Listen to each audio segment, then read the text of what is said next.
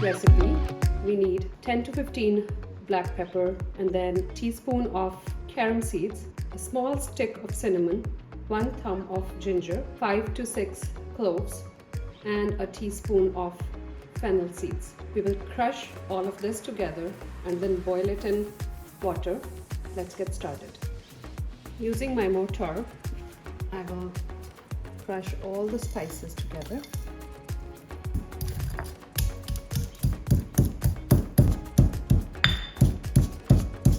Now everything is crushed. We have placed 3 cups of water for boiling. Water has started to warm up a little bit. Now we'll add our spice mix. So now it has been boiling for about 5 minutes, and you can see the color of the decoction is also changed. It's more brown. So let's turn off the heat.